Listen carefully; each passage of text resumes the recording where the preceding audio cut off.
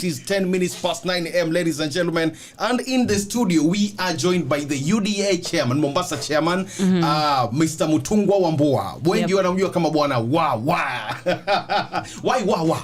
Asante sana. Asante bwana Muga na dadangu. Na why Wawa? Wawa is like I just do things like Wawa. And I do Wawa. Yes. Hakuna kupoteza time. Mapema ndio best. Mapema ndio best. Opportunity natakuwa nafanya Wawa. Otherwise utakuta mambo sio yako. And that's Wawa. Karibu sana. Yani faster. Yes. Karibu bro. Asante sana. Habari masiku? Nashukuru bana. Baada ya campaign mbio zilikuwa nyingi, baadaye mkashinda mkarelax. Kusema kweli hatuja relax.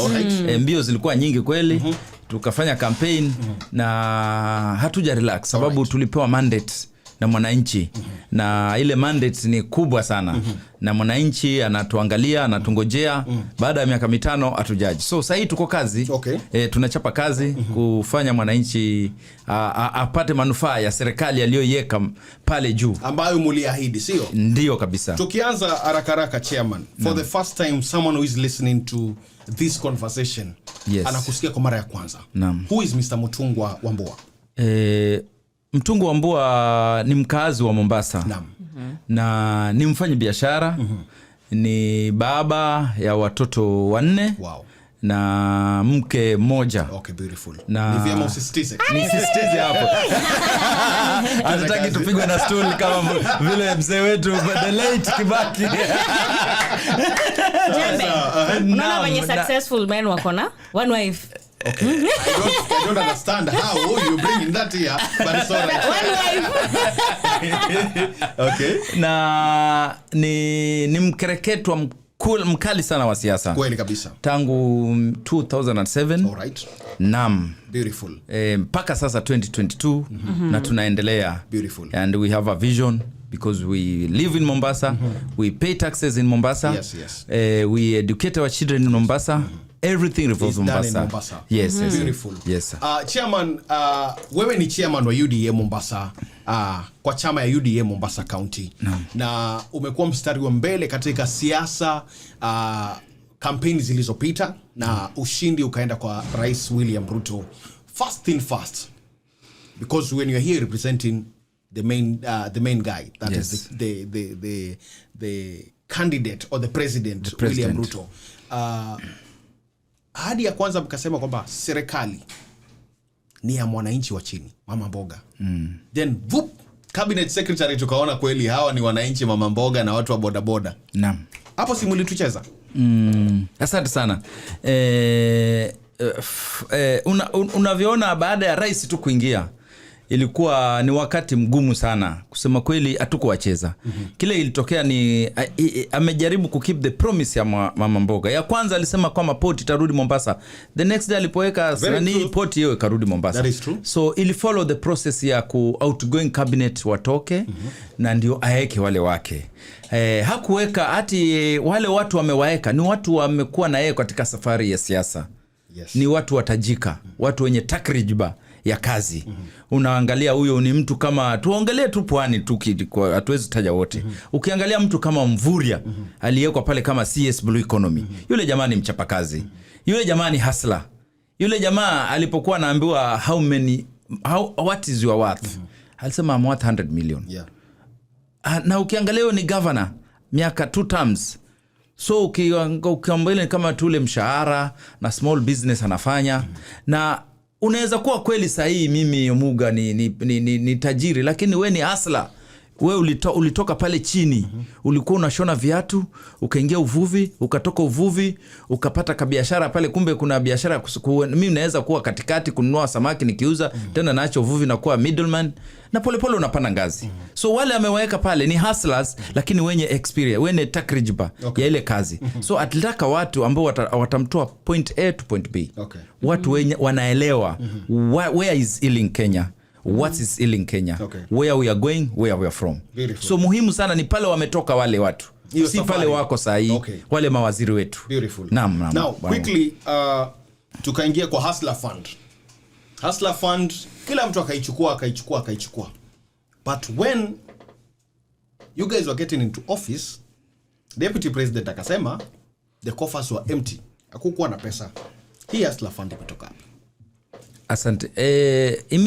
Tukiwa kwa campaign trail, bwana rais wakati wetu tulikuwa tunamuita DP. Yes. Alisema ataweka hustler fund. Kweli hiyo ni ahadi alitoa ya 50 billion hustler fund. Very true. Hiyo ni ahadi. Alisema hiyo itakuwa. Na unavyoelewa alipokuwa apishwa hivi alisema government expenditure zikuwe toned down.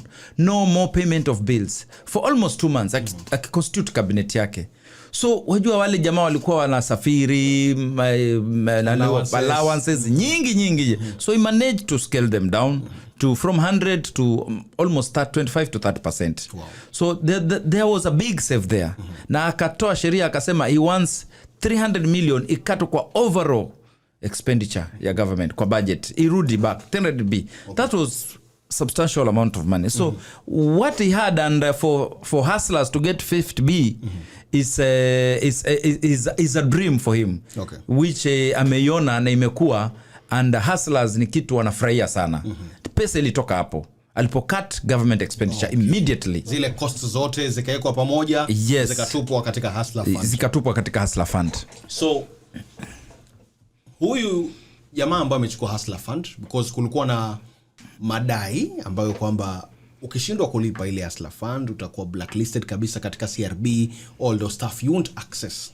Na maybe huyu kijana amekosa tu mwelekeo ama mbinu ya kulipa ile pesa, mambo yametokea hapa 2-3.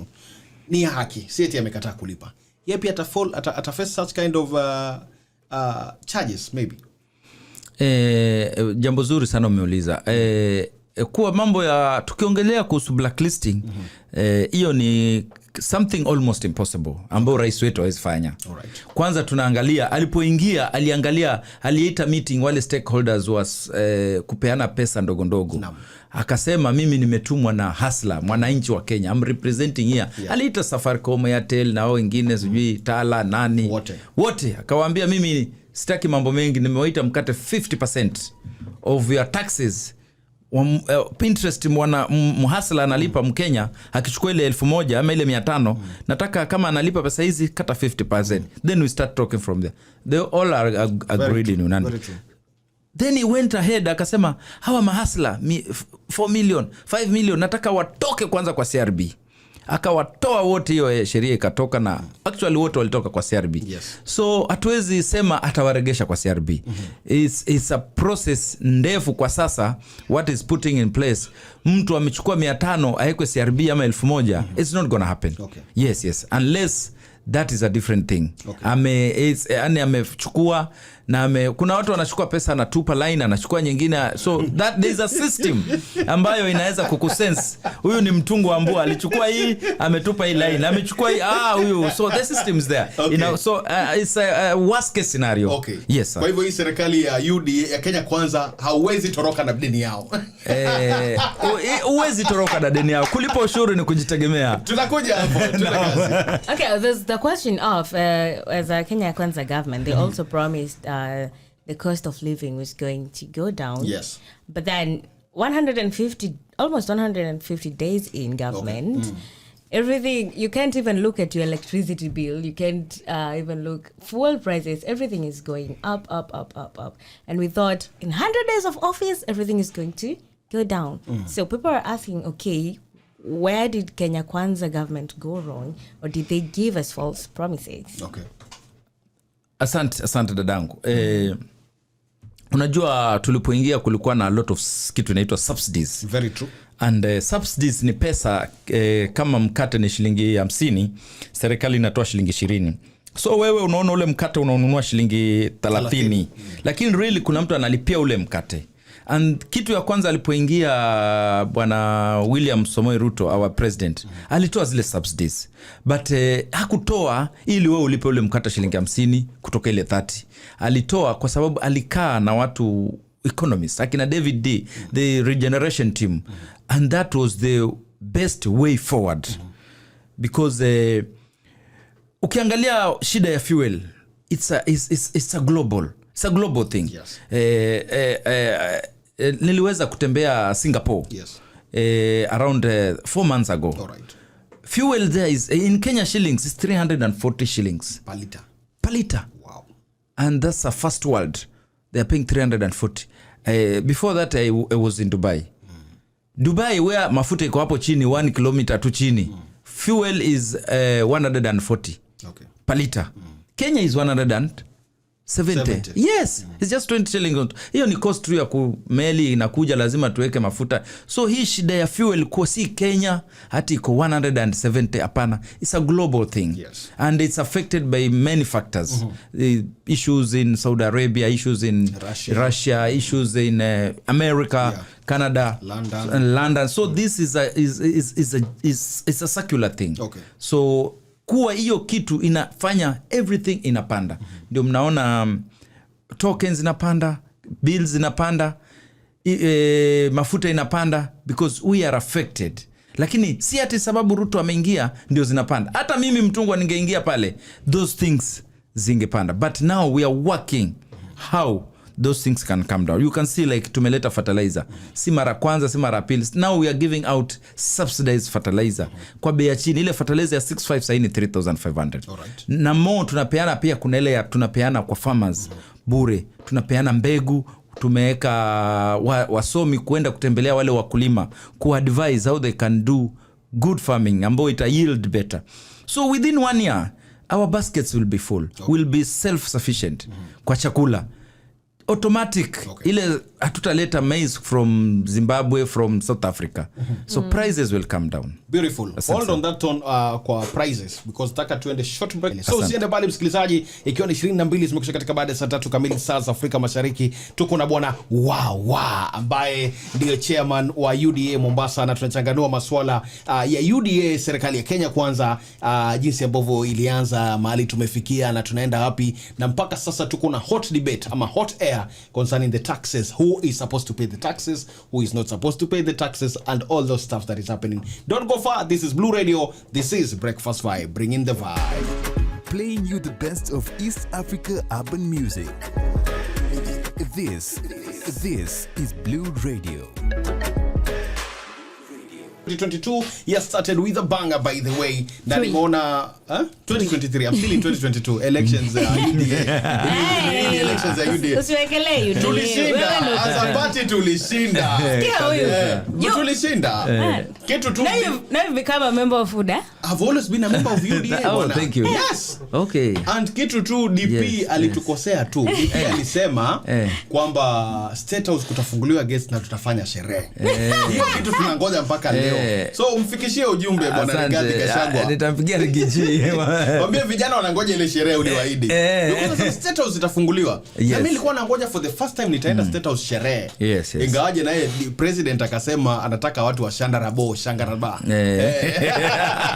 Na wewe ungeokoka? No, nimeokoka, si eti nimeokoka tu bado. You're contradicting yourself in all it doesn't ways, mean kuwa nimeokoka si tufanye sherehe. We're not even talking about it. Let's talk about Wawa right now, because if we start talking about it, it's going to be a whole conversation. I know after this Wawa tatupeleka sherehe. Tuzame kwenye tax issue. Yes. The order of the day. Yes. It has taken a whole week. This thing is trending left, right and center. Honorable Raila Odinga is having rallies now every Sunday. And he gave an ultimatum to he asked the international organizations to come in and investigate the elections, that there was malpractice. Mulishindwa kama UDA ama Kenya Kwanza, mulishindwa. Akasema paka kuna evidence kina Chebukati went to his home. So akaita zile bodies kwamba wakuje in 2 weeks time. Kama hawatakuja in 2 weeks time, yata release evidence. The president naye akakuja on the other side ataka akasema, why these issues are coming now? You had enough time here and there. Then on the other side, the president is coming now also with tax issues. So question number 1. Gazeti ya leo imesema kwamba there is no room now for waiver. So does it mean the previous regime there was a lot of waivers? Or does it mean, I'm putting it quote unquote, that the big fish are not paying taxes? That's why we are languishing in such kind of these issues. I think I'll start with the question ya Raila kusema kuita international organization wa investigate the matters of elections zilizoisha 2022 August. Huyu mzee wetu tumuelewe pia amezeeka, na unapozeeka hata mimi najua sometimes akili pia inapotea kidogo na pia for him to be active lazima afanye what is doing, so let's allow him to fanya what is doing. But sasa lazima ajue sasa anasahau that we voted fine, then they went tulimuona na roli, kuna roli nyingine inaitwa FH ilikuwa imepale ilipaki hivi nyingi sana kabisa. Mabox ko brown kubwa. Brand new boxes ilikuwa na sealed nini Orengo amebeba nini amebeba paka mama alibeba Martha Karua. That is evidence akapeleka kule. It took time by our senior most court, the Supreme Court. Wakachunguza, wakaangalia, they are not 2, they are not 3, they are not 5, they are not 6. Ni wengi. All of them waka agree kwamba the election was free and fair. My President William Samoei Ruto won by the majority vote. 50+1 alipitisha. Na wakaita ile kitu yao hot air. Upepo.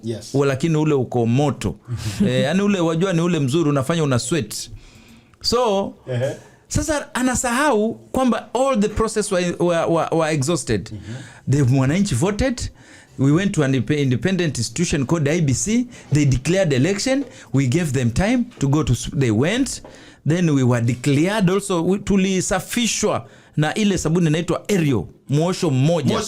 Tukaoshwa na tukangara na tukaambiwa hiyo ni yetu bwana kabisa. So mzee ni kusahau, anasahau. Na watu wanamtumia vibaya yule mzee wetu. There are people who are using him for political gain. Yes, so people are using him for political gain, forgetting we have a country to run, forgetting we have a president who is just 6 months hajamaliza.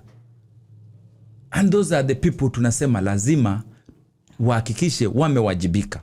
Look here, we have investors who have been harassed. We have investors who have come here to invest in Kenya, but they see the environment is unfriendly. They go and set a COVID lab in Uganda. They go and set a manufacturing in Zimbabwe, Namibia, because of mambo ya kinyume nyuma. Unaambiwa lazima ufanye hivi, utoe hii ndio utoe hii. Those are the things na wamekuwa wakitumia Raila kupitia kuingia Kenya, na wakiingia Kenya wanaambiwa wasilipe tax. Na wengine. Look here, why are they fighting this? Because kulipa tax ni kujitegemea kweli. Hiyo ni moto yetu. You see, kumesheria imepitishwa na hasla kwamba capital gain. Sasa ukiuza nyumba yako ama plot yako ulikuwa unalipa 5%. If it is 5 million, you pay 5%, which is almost 250,000. You pay as capital gain. But now it's 15%. It's gone to 15% starting January. So kuna yule jamaa na shamba kubwa. He owns like the whole Indian Ocean. So unaona maybe anataka kutransact, anaona ile 15%. Sasa ni kitu kubwa. Sababu ile 5% alikuwa alipi tayari. Because of sheria ilipitishwa 1963. So kama 5% alikuwa alipi, anaona ni kubwa. Na wewe Linda unakuwa uko ready kulipa 15% saa hii. Because hata wewe wajua lazima ulipe tax. 15% kama ni hiyo nyumba yako unauza, it is almost 750. 5 million is almost 750,000. So you remain with less than 4.25 million. So yeye 5%, 250 alikuwa alipi. Na sasa unamwambia ni 15%. So definitely they will run crazy. That is what happened. You will see NCBA is a bank. NIC, National Industrial Cooperative, is a bank. They merged those two banks. When they merged, there was a tax to be paid to the government of Kenya, not to William Ruto, to the government of Kenya, for the government, for the people of Kenya. So that watoto wapate vitabu. Ile tax ndio inasaidia ule subchief wapate mshahara, civil servants walipwe, service kwa hospitali, madawa, cancer equipments. Sasa 350 million was not paid. If that merger 350 million was paid alone, hiyo pesa ichukuliwe saa hii ipelekwe Mwakirunge pale. Mwakirunge iko katikati ya Kilifi na Mombasa. Kujengwe hospitali moja kubwa. Ingekata for building, equipments na vitu nyingi sana. Na ungeona Kilifi, Voi, Tana River tunakuja kule kutibiwa, but an individual didn't pay that tax. Ilienda hivyo. Na si hiyo, we are talking of the 5G tax in billions. Na many. So tunasema lazima kila mtu alipe tax. Hawa jamaa wamekuwa walipi tax tangu 1963 because sheria ilikuwa pale. Ilipotolewa Moi alipoaga mzee Kenyatta ikaeditiwa tena, Moi naye akawekwa ndani kwa hiyo sheria. Pia yeye amekuwa anaruka. So let everybody pay tax. But allow me to cut you short. Why does it look like you are targeting the former president Uhuru Kenyatta, the Moi's family, the Odinga's family only? Yes. Why does it look and like also, as you answer that question, don't you think as citizens, people think that this is another passing cloud, you know, because politically, when you hear about, this person didn't pay taxes, it ends up to, they were taken to court, they were charged, but nothing happened to them. They never paid the tax either. They didn't pay the fines. They were actually set free of any fine. Okay, so people are taking this actually as a passing cloud. It's something that is just happening for the time being, and then we will go back to other issues, to other political issues. Thank you very much. This kusema is like a target. But why now? I'll come to that. Okay. Let me answer Linda first of all. You are saying like we are chasing cloud. It's not chasing cloud. Okay. It's not anything like that. It is just that we have gone to the paper kwa katiba. We have not, tuna change tu kitu hivi. So that thing ni kama sahi to change, tuende kwa katiba tuseme lazima governor awe na masters ndio itisho governor. You know, magavana wale wenye masters watatulia tu. Wako sorted, wako na PhD na masters. Kina nani Professor Nyangi Nyongo, wao nani wakili Orengo, ukija hapa kina Dr. Malombe hapa, wako sorted. Hata wana wakilia. Lakini sasa yule governor Mutungwa wa Mombasa hana masters, nitaanza kuongea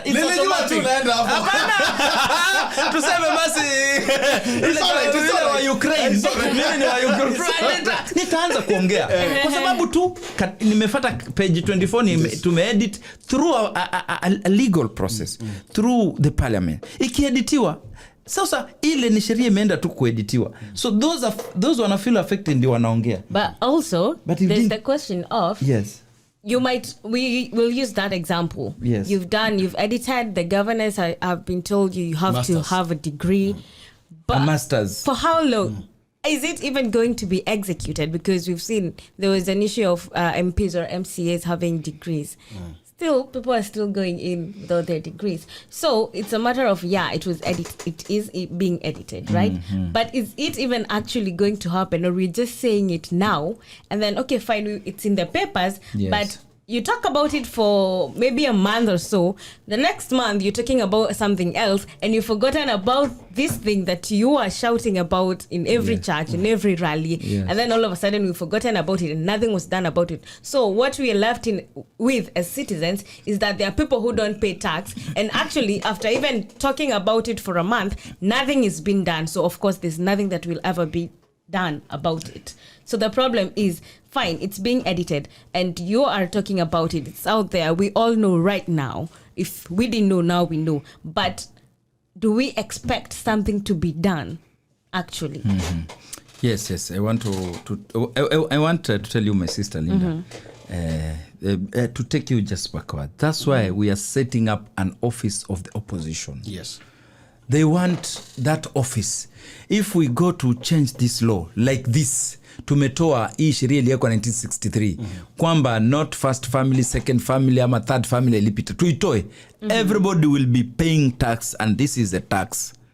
Ni stamp duty, import duty, ni income tax, ni capital gain, all those taxes. So it's the duty of the legislatures, the official opposition, kuangalia mimi nimenunua hii refinery kwa hapa Changamwe because it's being privatized. Did I pay the duty?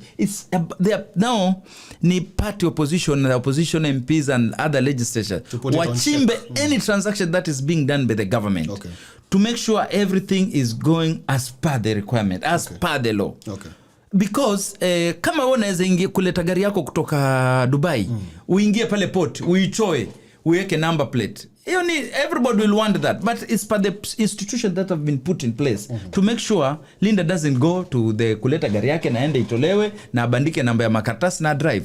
So institution will be put in place, but above all, let's countercheck this issue through our elected leaders. Okay. Yes, so I'm coming back to the question.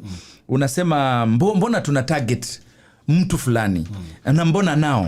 It's not now, bwana Muga. It's sisa hizi. Okay. Umeona watu ambao maybe hawalipi, maybe wanalipa ni kusingiziwa pia wakifatwa. You have good example. Kerocho Industries. Yes. This Tabitha. Mama Tabitha Karanja. Tabitha Karanja ameambiwa alipe tax na regime ya Kenyatta na huyu nani na KRA. And Tabitha Karanja akafunga ile factory yake. Yes. So the first families, they didn't go and say huyu asilipe. No. Si alingangana pale anaweza, akalipa kila anaweza, akasema fungeni nitatafuta pesa nilipe. So it's not ati tuna target sahi huyu ili alipe. Tumeona huyu jamaa mwingine namsahau jina, is another guy investor pia kwa the same type of business like Tabitha. Akifungua factory yake ya mvinyo kule kwa sababu anaambiwa halipi tax. Hatujui ni ukweli, hatujui ni urongo. But sisi wananchi tunasema let the institution do a fair job to everyone. Let them go fairly to everyone. So ndio maana tuna Rigijia amerudi hata akasema kwa hizi institution, fanyeni kazi yenu, si tutafanya kazi. Kama ni polisi, fanyeni kazi yenu ya polisi. Kama ni KRA, do what is right kwa Mkenya. Because hatuwezi endelea kuomba. We are trillions in debt, 11 trillion. Okay. We can't continue borrowing. So on that note, why is it that these politicians ambao walikuwa wamekuwa charged na masuala ya corruption, DPP Nurdin Haji akaandikia court all those stuffs and hizo cases zikakuwa withdrawn? A good example ni ya Rigiji juzi amerudishiwa pesa yake 202 million. Is there a political hand into such kind of issues? Hii issue ya Rigiji kuregeshwa pesa, it's very normal. Okay. It went through the wale waliomshtaki walimpeleka kotini. Yes. Court nayo it had kufanya independent investigation. The court did its part. The mwananchi who took him did his part. Ama the institution kama ni anti-corruption and ethics took him there. Okay. They did their part. Then court did its part. And you can even understand that the immediate rais alipoingia alisign wale majudges walikuwa wako hawajaajiriwa, wakaajiriwa ili waende wafanye kazi. Okay. Kama kweli angekuwa hataki hizi rulings ziende, otherwise angeajiri wale majaji. Okay. Aliwaajiri ili wahakikishe the cases are expedited na zina kuwa ruled very fast. Any other case. Okay. Yes, because Rigiji case yake was political. It was a political witch hunt. Okay. That one is in public domain. Because alikuwa amedeclare stand yake kwa deputy president kitambo. Ni kama wakati wa kina Kithuki Kindiki walikuwa wana support deputy. And many people were harassed. Even Ndinyoro was harassed. Yes. Everybody around deputy president was being harassed. Okay. So this was a political case, but the judges, they did their own investigation. All right. The judges, they told him, tunakuregeshia pesa yako ndio. It has happened. It's not the first one kuregeshwa pesa yake. Right. Kamlesh Patin aliposhtakiwa na Anglo Leasing. Yes, it went through the whole process. Akajiharia, akapelekwa ndani hospitali, akaekwa na pingu. Yes. The case took its own process. Then what was his was given to him. Akaambiwa hii sio yako, Grand Regency uza ama serikali inachukua. And watu wakusema mbona amepewa kidogo hizi ameregeshwa. No, and there are many cases ambazo zimekuwa prosecuted. Kama ni kweli uko na makosa inachukuliwa. Okay. Kama si kweli inaregeshwa. Even as we speak, we are also following on our brother Honorable Mike Sonko. Ana kesi yake pia. We are about to petition the president. Hiyo kesi yake pia. Because it was witch hunt. Yes. They knew. Beautiful. Yes. Mike Sonko was to be again very powerful. in Kenya and Nairobi at large. So walibidi wafanye vile wanaweza kumbofya. Leo yuko anaenda kwa Ruto, kesho yuko kwa Uhuru, anajaribu kila mahali, anarudi kwa Raila, anarudi kwa Kalonzo, wanaruka.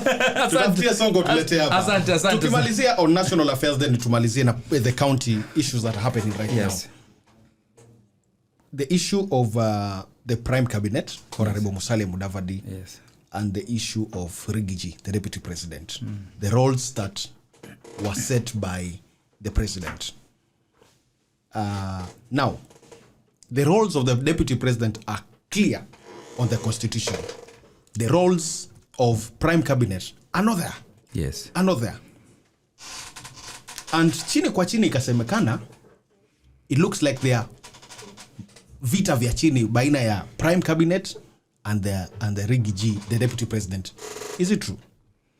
Okay, on that question ya Rigiji and the prime cabinet, those are very powerful position, unajua sahi kwa serikali ya Ruto. Yes. And the part Rigiji anacheza as the deputy president is iko kwa katiba. Yes. Baada ya rais akiondoka yeye ndiye anakuwa president. Kama yuko majuu nini, yeye ndiye anatake charge. Yes. But sasa Musalia anakuja with a clear mandate from the president. Just the way the president anaweza sema Rigiji leo nataka uwe waziri. Rigiji can be a waziri, can head a ministry. Yes.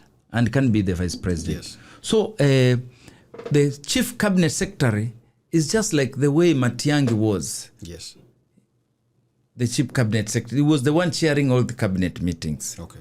So basically is when the president is not there, you can just say that Rigiji, ama when the president yuko committed in Narok and the wabunge wako coast, Rigiji you can take over as the vice president, but patiana speech ya president. Yes. Na wewe chair all the cabinet secretaries meeting and mandate zako ni hizi. It is just like that. Okay. Yes, so that kuna kuwa na harmony. So easy kusema position ya Rigiji zina intertwine, duties zake zina intertwine na ndugu yangu Musalia Mudavadi ANC.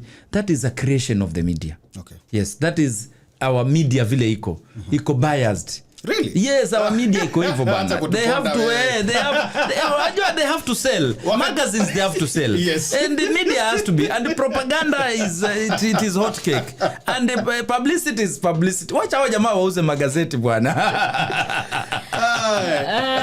As we wrap up, as a UDA chairman in Mombasa, what is the agenda of the Kenya Kwanza government in Mombasa? What do people of Mombasa expect from the government? And the president has been here more than twice, more than thrice ever since Akua elected.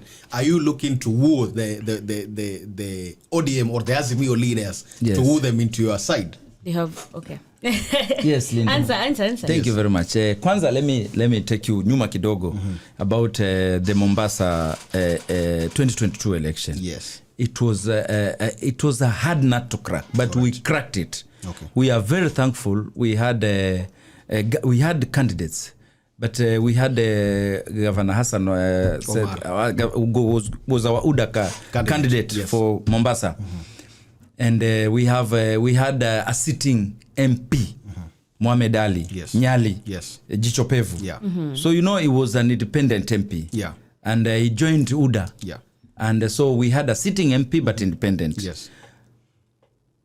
These people brought a lot of energy in Mombasa. Very you true. Can imagine Jicho Pevu here, Hassan Jicho Pevu is here, the Moha. We have Hassan Omar, those leaders, and we have Ruto. Yes. Those are leaders with energy to 100% temperature. So ulikuwa Hassan Omar akienda akigonga cha Jomvu huko, Mohamed Ali naye anaenda gonga Kisauni huko. Mohamed Ali akirudi Nyali, Hassan Omar anaenda Likoni. Mohamed Ali akiingia Mvita, Hassan Omar anarudi Nyali. So through that relationship, we managed to raise the bar in Mombasa politics. That the politics of Mombasa is not about Tialala. It's not about T-Beam. It is policy oriented. Okay. What can you bring when you are elected as a president. They brought President Ruto here. We had economic forums. Yes. Tukakaa huko tuna Kabisa. watu wa blue economy wakaongea, wavuvi wa mama, about reviving our factories, cashew nut industry, Yes. about how we can get nets and how we can advise the farmers in areas Tana River. Yeah. It was held here. Yeah. So they gave the president what they want. Yes. You see, the president akawasikiza. But now the challenge ikakuja. Tumemaliza siasa. Tumepata Mohamed Ali as our MP in Nyali. Yes. Governor tukupata tu Sarai akapata appointment Arusha. Senator kupata. Yes. So but through the president akasema, I'm going to empower my people still. Okay. I'll return the pot. All right. I'll give Mwaguya chairman KMA. Yeah. Sahi amepatia very young lady anaitwa Fatuma Barayan, Yes. chairperson Youth Enterprise Fund. She's the chair lady. Yes. Amekuja amepatia very young UDA guy in Kazandani called Mzee Mwinyi. Yes. He is the chair of Coast Development Authority. Yes. And these are viti Mombasa hatujazipata for true. The first time. Very true. Through Mohamed Ali, through Hassan Omar, for the first time tuko na PS here in Coast Province. Yes. What transport called Mohamed Agar. Kabisa. Who knew Mombasa? Tulikuwa Mombasa wakati huo only one guy called Balala. Yeye anacheza kwa serikali ya sijui ya code, anatoka anaingia ya NASA, anatoka anaingia ya Jubilee. Peke yake jamaa anapiga show peke yake. Anapiga hivi yani ana privilege zote. Akikisha Linda anataka kuwekwa chairman wa anapigwa kisuguno. Mungu naye anataka kuwekwa chairman wa Coast, anakanyagwa chini. Yeye anacheza politics za hapa katikati smart. Okay. But this time we said the cake is big for UDA. Mombasa people will benefit, and they are going to benefit more because this is people who are fought for UDA from a non-party to a party that brought 44%. Okay. Yes, I was the presidential chief agent in Mombasa here. Yeah. I was in charge of the president of vote in the whole of Mombasa County. Yes. I was director under Kithure Kindiki, who is now the CS for Interior. Yeah. Tumetembea hii Mombasa yote. As the chief agent, I was responsible for guarding kura za president. Yes. I was responsible for making everything go seamlessly in the whole of Mombasa County. Na hatukulala almost 3 days. Very true. Yes, hatukulala almost 3 days. Tungelala tu hivi kidogo, tungekuwa hata hiyo 44% hatuko. So I want to say big thank you to our leaders ambao wameshika hii UDA. Okay. Big thank you to Mohamed Ali. Big thank you to Hassan Omar. Big thank you to Mwachidonga, Mhamisi Mwagoya for trusting UDA. Fatuma Barayan for trusting UDA. And many MCAs. Tumemanage kupata 4 MCAs here UDA. Katika county we have Morgan Kai for Junda, Morgan from Topanga. We have Balo. Balo is in Tudor, MCA. Samir Balo. Then Nyali tuko na one MCA called Mwaura ule wa Kongwea. Yes. And these are things of the past. So tukikuja kwa party, what the president has to offer for Mombasa, already in the first 100 days it has been seen. Yes, delivered. It has been delivered. But now acha nikukate hapo short. Na hii nataka niulize volume ikiwa iko chini. Na unijibu kama volume iko chini. Yes. Vijana wana kazi hapa nje, especially the coastal youth. And already we've seen you've done appointments chairman KMA Mwaguya, chairman Benjamin Tayari KPA, and the blue economy. A lot of youth are looking forward Bandari. Are we going to get employment for the youth either in KMA, Bandari, or the larger blue economy for the youth? They say that is a very hot potato. But at the same time, I always say it's a very cool potato. Okay. Yes. Ni kiazi tu kile cha karai. Yes. Ni kitu rahisi. KPA is a national institution. Yes. It's not for Omuga. Very true. It's not for Mutungwa. Very true. It's not for Linda. Yes. It's for the whole of Kenya. Yes. It's a national institution. Same with Kenya Maritime. Yes. We are just lucky that our people are there. Our people, kweli, they must be given priority. Yes. They must get jobs there.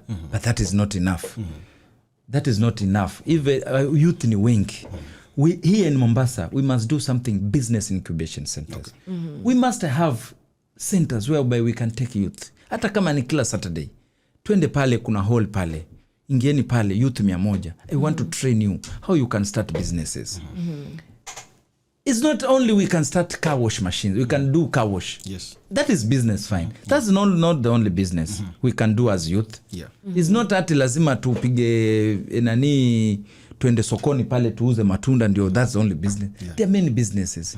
Vile umesema, we have the IT sector. It's open. We have the mitandao squeezy.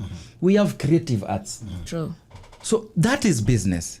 Like here in Mombasa, what we are lacking is nurturing of talent. Okay. I can say we had our sister here in Kisauni, a lady called she was a musician.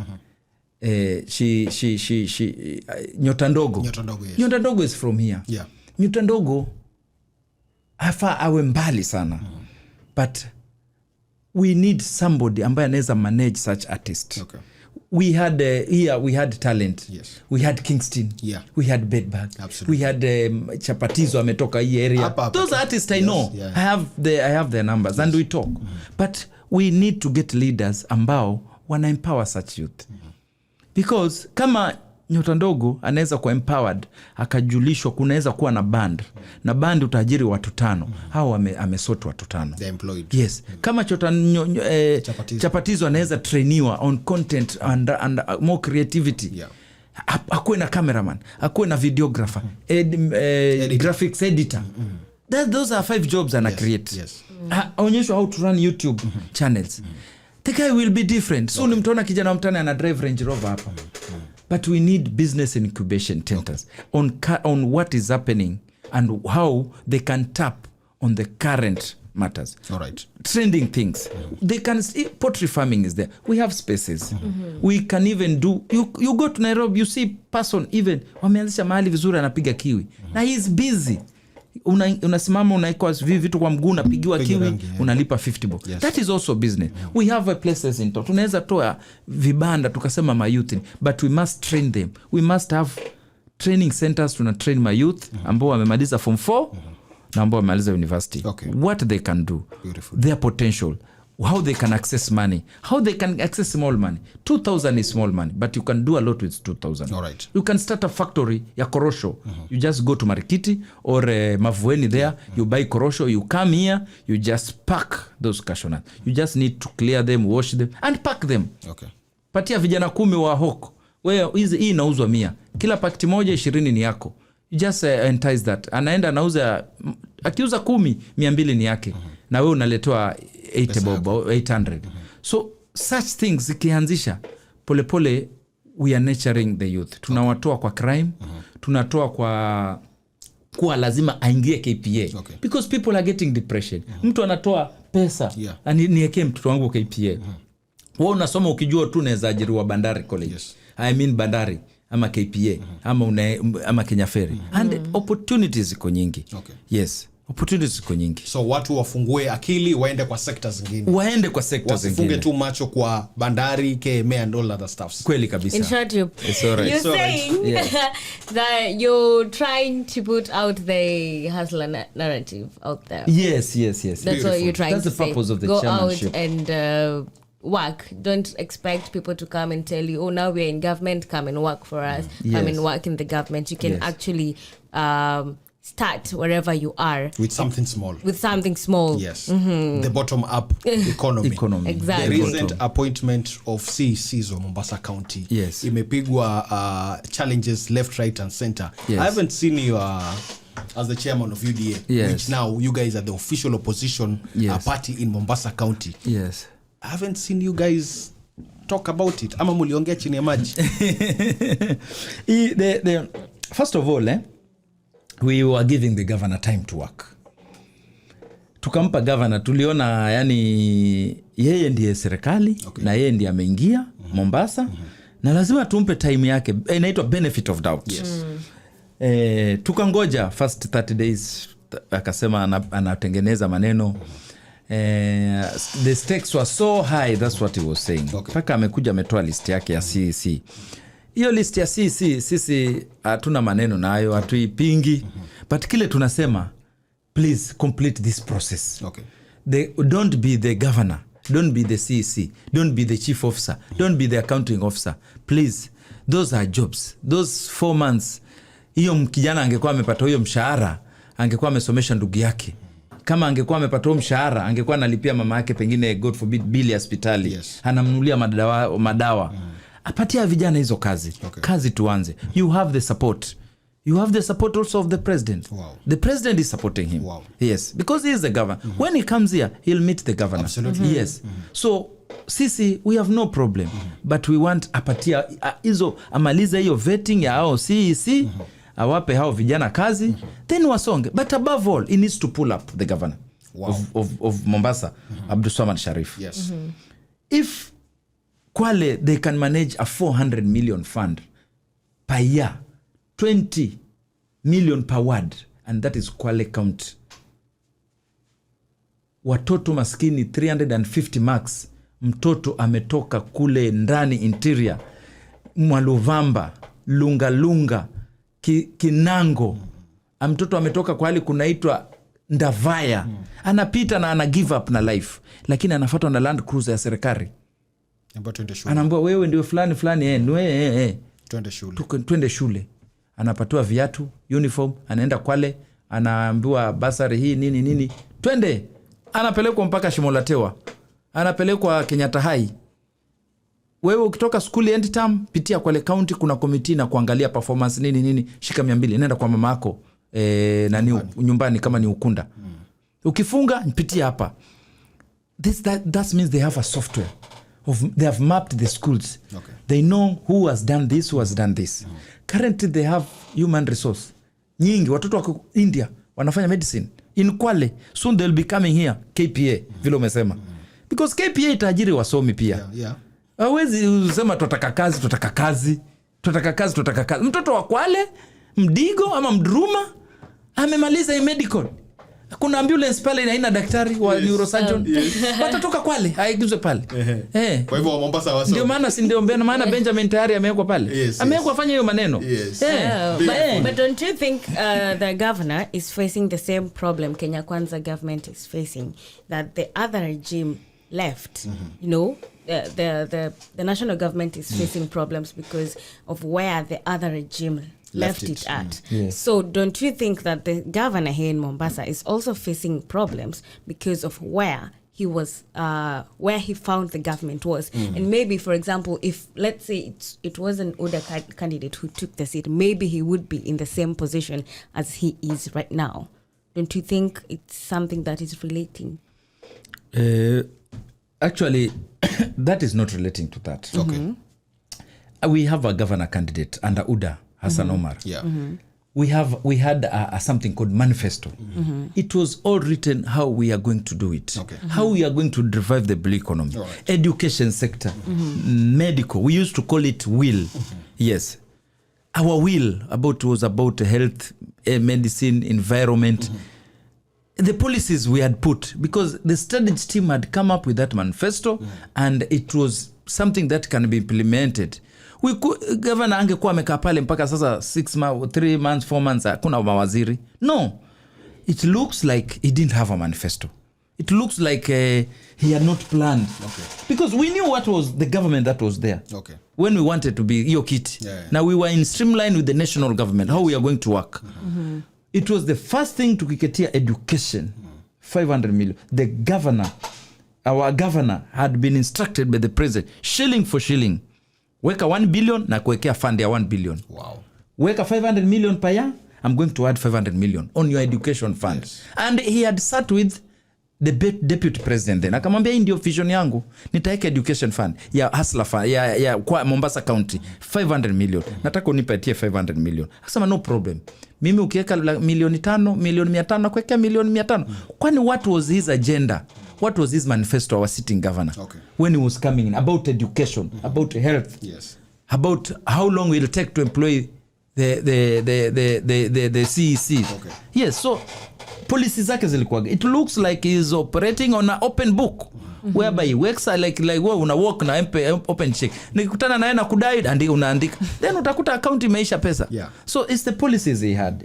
Lazima arudi back. The previous regime, we knew it. And we had it was just consolidating. Pesa iko kidogo inatoka. We have many institutions are paying tax, parking, nini. But the national government is bringing 13B. Less than what Kwale is getting. Hata kama the previous regime imekuweko na imefanya kile imefanya. There is a lot. Mbona asiweke hata 200 million education fund? Okay. He can do it. Yes. Hayo ni maswali tungependa siku moja ukiwa hapa na yeye akue hapa aweze kujibu. Tuone haya maswali atakuwa anakwenda namna gani. Maneno ya mwisho kwa wananchi wa Mombasa na wafuasi wa Kenya Kwanza. Ungependa kuambia nini? Ningependa kuambia watu wa Mombasa. Wakati tulipokuwa tunaenda campaign, the tension was so high. Yes. We had seen a lot of division, both in all NASA and Kenya Kwanza. Yes. Election imeisha. Let's support our leaders. Okay. Let's give them benefit of doubt. Let's give Ruto time yake afanye kazi. Kama ni governor wetu, tumpe time yake afanye kazi, lakini asijisahau kabisa. Nataka kuambia tunaendelekea hizi kura za hizi mambo ya UDA. Mombasa is a cosmopolitan city, whereby watu wote kabila zote ziko hapa. True. Yes. So kama vile party leader wetu ameonyesha mfano, chama chake secretary general anatoka Central, chairman ametoka huku Eastern, anaenda pale ile anasema deputy organizing secretary, anaitwa Karisa Nzai yuko pale Jomvu, Mpwani, akapatia chairman ndugu yangu Hassan Omar, vice chairman. Mohamed Ali amepoa commissioner kule Nairobi pia yeye. Amegawanya viti zake on a national platform for everybody. Ni chama tunafaa to emulate hata hapa Mombasa. Kwamba let's avoid the politics of tribalism. Let's avoid the politics of hatred. Let's put a united front. Let's look at a person on what he can bring on the table. The capacity of you, Omoga. What do you bring on the table? What experience do you have? Mimi nimekuwa Wiper tangu 2007. Tukaweza kupata, nilipokuwa na coordinate siasa za Wiper. Coordinate tukapata mbunge Awiti Bolo, tukapata Senator Hassan Omar Wiper. 2017 I was still in Wiper. Tukasimama ugovernor. Hatukupata ubunge. Tulipata ubunge wa Kisauni, Wambogo na MCA mmoja kutoka Changamwe. Then mimi nikatoka siasa za kuwa na coordinate siasa za Wiper Mombasa when Hassan Omar was called by the deputy president. Alipigwa simu akasema mimi nakutaka, naona mambo yako ni mazuri. Yes, siasa yako naona you are focused, you are in the same page. The katibu alienda akasoma ile manifesto yake. Then we left Wiper, tukatoka sote resign kabisa, tukaingia Jubilee Party. Jubilee Party ndio hiyo tumekuja mpaka tumekuwa UDA. When I was doing politics at Wiper, I managed to bring all those seats with the other technical team, because we were in the Senator Hassan Omar was the Secretary General. So I was in the advisory team of his politics. We used to look for candidates to Tana River, Kwale, Kilifi, Akina Kalama in Kilifi, and many more who can go for our party. Then 2022 I was not there. Hakuna mahali Wiper imeonekana. Haikupata hata kiti, hata cha kufagia nyumba, cha mzee wa mtaa. Hiyo imeenda. Sasa hii ni Jubilee. Tuko Jubilee. Hii ni Kenya Kwanza. Tukaingia Jubilee, tukaingia UDA. Sasa tuko UDA. Tumepata Mohamed Ali, jicho pevu, na MCA karibu 4 na wengine wanakuja. 2022 is a defining year. Yes. Nayo na tutahakikisha this is yellow. Thank you. The Mombasa County itakuwa yellow. Asante sana. But we have God also. We believe we are Christians. We are Muslims. Let's pray for our leaders. Thank you so much. Yes, asante sana bwana Wawa. Ukienda kwa president bwana mpe salamu. Nitampa salamu sana. Kuna vijana wa Blue Radio hapa. Wa Blue Radio. Ngoja Kenya Kwanza bwana. Asante. Asituache hivi town. Unajua ile Hustler Fund sasa tumeongeza. Okay. Itakuwa mambo itakuwa mazuri. Sawa. Unapiga 2254. Ona neno inakuwa sawa. Huyo ni chairperson na UDA bwana wa Mutungwa Wambua hapo ndani ya masuala leo ikiwa ni Political Monday. Thank you so much msikilizaji for tuning in. This is Blue Radio. This is the Breakfast Vibe.